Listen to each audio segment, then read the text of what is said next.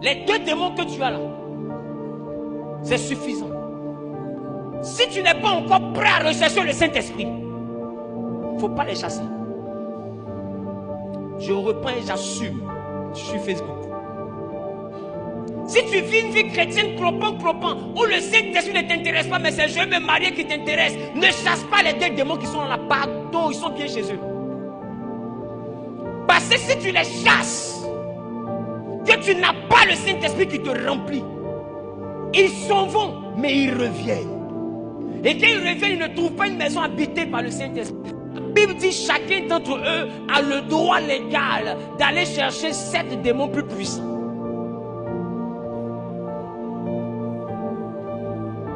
Fais-moi un bisou s'il te plaît. J'espère que tu viens de comprendre. Ça veut dire que tu avais 2. Ah, ils ont fait ma délivrance. Ils ont fait la délivrance. Dans 4 mois, tu as 16. Et la Bible dit que ta condition devient pire. On voit des gens qui ne sont pas prêts à ranger leur vie pour rechercher le Saint-Esprit, mais c'est eux qui sont dans les camps de prière pour chasser tous les démons de leur famille. Mon ami, tu as chassé 12.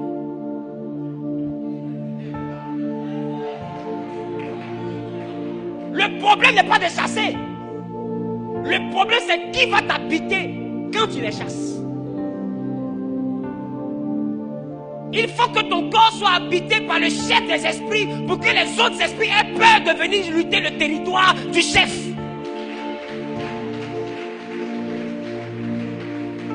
Je dis,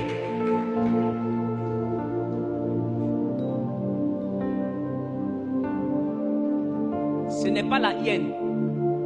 Ce n'est pas la hyène qui va venir arracher le repas du lion. Dans la forêt, là, tous les animaux se connaissent et se respectent. Dans le monde spirituel, tous les esprits se connaissent et se respectent. Toi, tu ne sais pas ce que ça signifie. Mais quand dans le monde spirituel, on entend Saint-Esprit. Dans la sorcellerie, ils savent ce que ça signifie. C'est toi qui ne sais pas. Chez les génies, ils savent ce que ça signifie. Chez les commiens, ils savent ce que ça signifie. Qui comprend? Ils savent. C'est toi qui ne sais pas.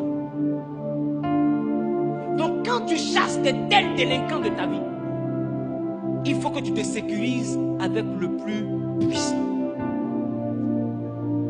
Donc si tu n'as pas le Saint-Esprit, pardon. Il ne faut pas courir partout pour faire délivrance si tu n'es pas encore prêt et si tu ne connais pas la valeur du Saint-Esprit. Parce que le Saint-Esprit est le plus grand trésor que Dieu nous donne.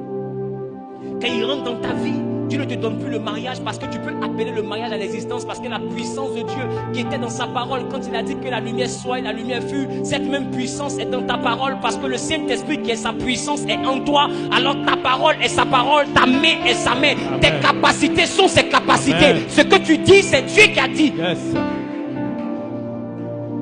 Le Saint-Esprit, c'est la capacité à parler pour Dieu, de la part de Dieu. C'est une procuration légale. Il dit un consolateur. Donc c'est un acte légal que Dieu pose en tes mains pour te donner la capacité de parler en son nom et que sa puissance puisse t'obéir. C'est sa puissance qui met à ta disposition pour que tu en fasses ce que tu veux. Et alors il te dit la mort et la vie sont au pouvoir de ta langue. Parce que le Saint-Esprit attend juste ton mot d'ordre. Le Saint-Esprit se mouvait au-dessus des eaux, mais il n'a pas envoyé la lumière. Aussi longtemps que le boss n'a pas dit que la lumière soit. Mais quand le boss a dit que la lumière soit, les ténèbres n'ont pas pu retenir la lumière. Je vais dire à quelqu'un qui est en train de m'écouter, si le Saint-Esprit descend dans ta vie, à ton mot d'ordre, la sorcellerie n'aura plus d'existence. Amen. À ton mot d'ordre, l'envoûtement n'aura plus d'existence. Amen. La maladie n'aura plus d'existence. Amen. La limitation n'aura plus d'existence. Amen. Quand tu te mettras à parler, la chose va arriver. Yes. Quand tu te mettras à ordonner, la chose va exister. Yes. Je ne parle pas à tout le monde, je parle à la personne qui fait 2 pas en avant, qui dit Amen bien.